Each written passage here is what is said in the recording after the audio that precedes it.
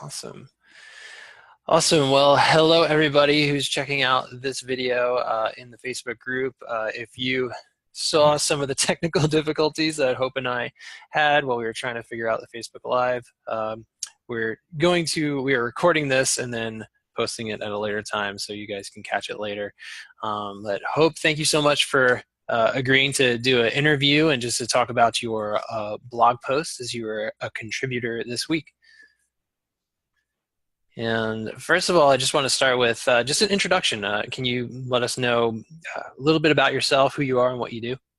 Great. Yeah, thanks for having me, Daniel. And so I'm a licensed clinical social worker, and I have a private practice in Asheville, North Carolina. And I started my career in Wilmington, Delaware, and moved to Asheville in 2011. When I started my career, I was a director of a children's shelter for 4 years. And so I had lots of experience with systems and organization and managed staff. I think it was 11 people. It was 20% facility. So I learned a lot and had a lot of experience with creating forms and doing documentation and making sure everything was to code. Yeah. Wow. So, yeah, and then let's see, what else can I tell you about myself? I have a undergraduate degree in interpersonal and organizational communication, and that has really served me well. And yeah, so I'll tell you more if it comes up. Can you explain a little bit more about that degree? Because I might have some ideas of what that is, but I've never heard of that. So I'd love to just know a little bit more what that means. Sure. So the class that kind of caught my attention, I took it as an elective class, was conflict resolution. And that was in the interpersonal communication side of the degree. And then I took classes on the organizational side because it was like a blended degree. And I learned all about corporate culture and the direction that business was heading. I graduated in 91, and I remember my professor, Beth Hazlitt, said, you know, when you all are working, you're going to end up being home-based and you'll be using the internet. And at that point, you know, we weren't all using the internet in the way that we are now, dial up, Yeah. and, you know. And so it's just an interesting thing to see that come to fruition. But yeah, so I learned about corporate culture, public relations. It touched a little on marketing, but kind of structuring organizations, and also on the interpersonal side, like conflict resolution and systems theory and communication. Wow. Yeah. Awesome. And how has that led you to the organized therapist and what you're doing today? Did you get that? Hello? Yeah. Can you hear me? Yeah. I think it might have cut out for a sec there. Yeah. So I guess the way that I came about developing the organized therapist stemmed more out of my own private practice experience. When I went fully into private practice, I was no longer experiencing the pressures of external motivators like a supervisor, an agency, a paycheck, formal policies and procedures. And so it was interesting because at the same time that I started my private practice, I was also contracting with an agency, and I was seeing far less clients with the agency than I was with my private practice, but I was finding that I was giving more attention to the agency paperwork and organization. And I really started noticing, like, hey, I'd better work on my own internal motivation and start giving attention to my private practice. Yeah. Of course, I wasn't letting it completely go into chaos, but I was noticing things. And so I had overestimated my abilities that I had, working in the shelter and being an outpatient clinical supervisor and, all the positions I've had over the years. And I overestimated my abilities and underestimated the workload of private practice. I thought, oh, this is easy. I can do this. I've done all of this before. Right. It started piling on. And then I thought, well, if this has happened to me, then surely it has happened to other people. And Absolutely. I think that is the case based on my interactions with other therapists in private practice. Yeah, absolutely. And I speak from, I'm not a therapist myself, but my wife is. And so I've seen her growth over the last 5, 6 years and how she, went from starting out, and then you kind of take on this task and then this task and then this task. And it seems like there's this constant trying to keep up or to-do lists or getting back to this person who inquired about your services and that sort of thing. So I totally get that and totally see that. Yeah, there's a lot of moving parts. Yeah, absolutely. As with any business. And Sure. I was reading through the blog post that you submitted as a guest contributor, and I was like, I can see myself in this post in my own business, in my own way of thinking for sure. Yeah.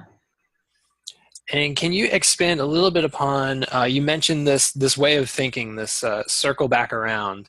Can you just take us through that? Like what is that way of thinking, and how can it hurt somebody who's trying to build a private practice? Yeah, so it can be hurtful or helpful depending on whether or not it's mindfully used. So Right. circling back around in the way that may be hurtful is, let's say a client comes in and they have a $5 copay, or let's say it's even a $50 copay, and they pay you in cash, and there's no system to log the copayment, and you think, I'll remember, I'll circle back around and I'll put this in, I'll log this into my system or into my EHR or into my calendar, or whichever way you do it. Or if you have no system, you'll just rely on remembering. And so then you think, I'll circle back around to that. And then you walk out the door, and then a friend calls and you talk to them on the way home, or, something happens and it interrupts your thinking, and then you don't remember. And then the following week, when the client comes in and you're like, did they pay last week or did they not pay last week? Because you might not have a system for requiring that they pay every time. And then it's too embarrassing to say to the client, hey, did you pay last week? And before you know it, you're losing money or you're losing credibility. And so that kind of circling back around is probably not the best idea. Right. The kind of circling back around that's systematic, and it's based in a plan and based in like, okay, so I'm gonna like jot down these things that I need to do, and then I circle back around to those things, maybe in a time batching way or on a to-do list kind of way. That's the kind of circling back around that would be helpful. Yeah, I hear you. I kind of got a little anxious just hearing you like describe not having a system, because there are certain things that I've learned myself, and my wife has learned too, of you spend so much mental energy when you don't have a system, and it can really suck the life out of you and your joy in your business. Yes, For sure. very. So how did you go from that sort of disorganized, circling back around in the hurtful way, to being more organized, having more joy, more focus, all that? How did you start to make that transition? So the part that I focused on in the blog was, delegating out, letting go of this hoarding of responsibilities, thinking I can do it all and I'll be able to circle back around and I'll be able to get to that. Yeah. And, go ahead and figure out ways that you can collaboratively work with someone you hire, or maybe a therapist friend, or, so anybody. Work with your clients, let them have some of the responsibility, if there's something that you're taking on that maybe they could do instead, like calling their insurance company. delegate out, and then that creates space for you to then do the content work that you need to do in your practice. So that's one of the ways that has helped me. Another way of making space for myself was developing good habits. So, you know, there's systems, there's routines, and there's habits, there's projects, you know, there's different ways of categorizing, you know, what we have to do in our practice. And so habits have been very, very helpful. This may cover a couple of questions that you have kind of all in one shot. Yeah. So what I did was developed a system where you do one habit per month. So I've been actually doing one habit per month myself, and I've been very strategic about the habits I'm choosing. And one of them, I'll show you, I created a session agenda, and that was my first habit that I did in January. And I actually have it here taped in a very in-person way onto my planner. And so, you know, it's so very basic that it's easy to follow. I mean, it's this basic: greet client, receive patient session note, which is something I use. I have a note in my waiting room for clients to complete, and it lists their symptoms and if there's any medication changes. So, you know, that's another way that I'm keeping up with things. Set my timer, notice the start time of the session, because that's something that insurance companies want. I use a timer. It's called a time timer. And look at the billing page in my EHR, schedule the next session if they're a regular client, start the note, and do a periodic review treatment plan, and then review the patient session note that they've completed in the waiting room. And by doing that one habit, it has been so far-reaching because it covers so many things. And rather than me counting on the circling back around, I'm actually doing it in that agenda. Yeah. Wow. Right? Yeah. And so it's so easy to kind of let the client come in and let them kind of lead the session with whatever it is that's presenting for them that week. But for their sake, for the sake of client care, and for my sake, taking 2 minutes to follow this agenda saves hours and hours, and you know, improves my sleep and improves the quality of my work. And it just took 30 days to really, you know, get it going. And then what I'm doing is like, so I did that in January, but then I'm stacking another habit onto that. And before you know it, you have 6 habits, and then you have 12 habits. And if there's a strategy in picking which habits you do, then, you know, it can save so much time and energy and money, right? Yeah.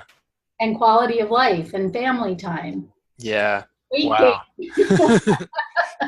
That's amazing to think about, you know, just it's so simple, but like you said, it's so far reaching. Like it takes a lot of the mental stress out of it. And I would think too that as your clients continue to come, they know exactly what to expect, you know, as far as your agenda, and they're used to how that all goes. So even the time that they're there with you, they also know what to expect as well. It even takes some probably anxiety off of their shoulders too, I would think.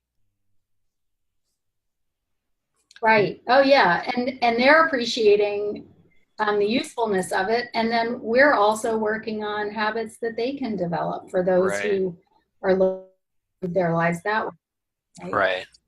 Yeah. Awesome. Well, what are some of the other habits that you're also incorporating? I'm just curious.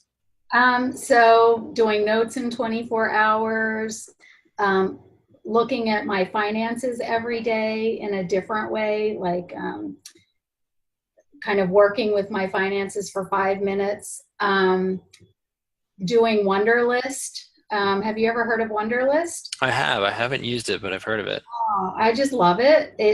You can do links in there, like hyperlinks. You can do uploading of documents. You can message within the item with another person if Hmm. you're sharing it. You can set reminders. It makes a nice little ding when you hit the completed, and That's great.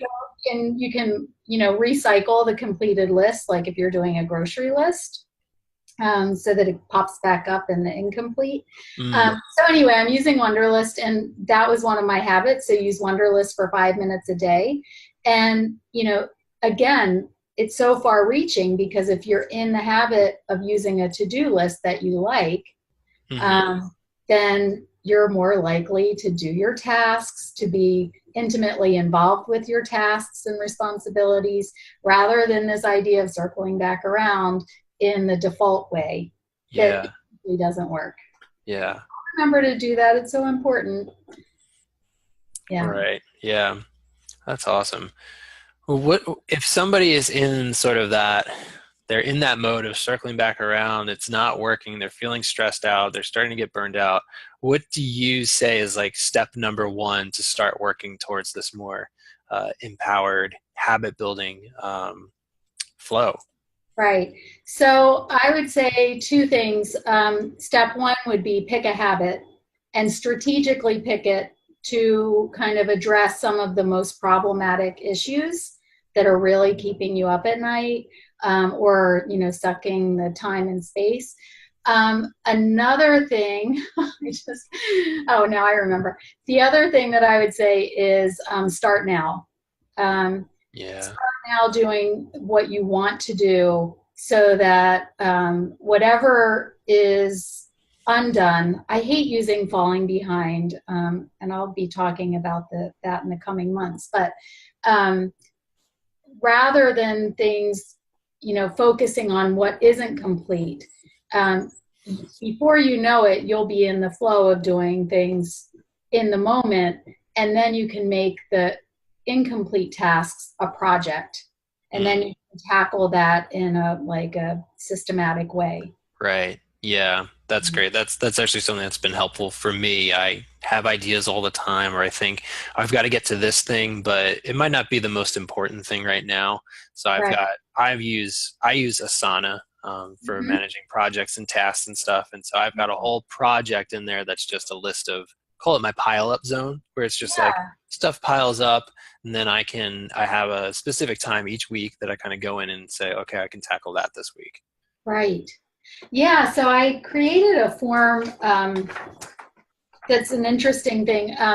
This is not meant to be used for the long term. It's kind of for the purpose of creating new neural pathways, but it's called the low-hanging fruit to-do list.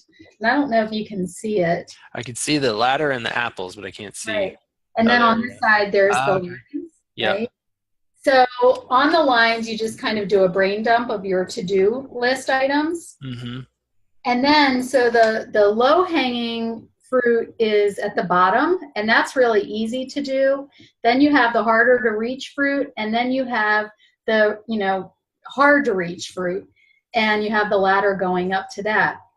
And so what I do is I write down all of my lists or my items, and then I draw, like in primary school, lines to Yeah. which the fruit that it is. And there are some organizer Great. people who will say tackle the hardest thing the first thing in the morning. But I think it's a more dynamic and complex process than just doing the hardest thing every morning. Some Yeah. mornings you don't feel well. Some mornings the family is chaotic, family life, getting ready for Yeah. school. And so some days you might just be able to do one piece of low hanging fruit. Right? Yeah. Or some days you wake up extra energized, you have really good coffee, and you're able to do the more difficult task. So anyway, I am using this as a way to kind of develop a way of thinking about how to pick which thing to do. Mm-hmm. So this is like an outward, external exercise that hopefully will go, take its place inside. And so the ladder then is where you might write the steps for what needs to be done to climb the ladder to get to the Yeah. yeah. That's great. That's great. I love that. Very cool. Yeah. Well, as we're wrapping up our little interview here, you had mentioned to me that you started a habit. What did you call it? A habit challenge? Yeah. Could you tell us a little more about that and how people can get involved? Yeah, so it's actually closed for now. We started it at the end of the year, and a couple of people did it at the beginning of the year, started. But it's, pick a habit per month for 12 months, so for 2018. But I'm going to be doing one next year, and also I'm working on doing a kind of a group project on, or an online course on habits. So look for that. Cool. Yeah, yeah. I'm really excited about it because, it's not just doing the habits, it's strategically choosing the habits. And so there's a whole deconstruction of the practice before choosing the habits that will be helpful. Yeah. Wow. That's great. That sounds really cool. Yeah. Well, how can people find you online and start to organize their life and develop these habits? Yeah, so I'm in 3 places: the Organized Therapist Facebook group, the Documentation Support Group for Mental Health Professionals, and the Training Resource Group for Mental Health Professionals. And I created that as a way to find trainings. I was finding myself like, where was that training that I saw? And then I'd be like doing searches on Facebook and trying to find some obscure blog post or training, and I was having a hard time. So this is a place where, I'm trying to find anything that's a learning opportunity and making posts and then putting little keywords in the Facebook posting so that people can do a search in one place. Cool. So That's great.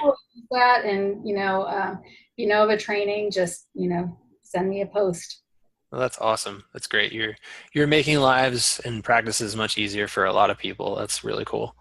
Thanks. And so I'll put this recording of this video in the Facebook group, and then maybe if you can add those links in there, and then people can join those groups and get the support that they need. Great. Awesome. Well, thank you so much for your time, and thank you for contributing a blog post to the Create My Therapist website blog. Really appreciate it. Thank you, Daniel. Have a great day. Awesome. Have a great day. Thanks.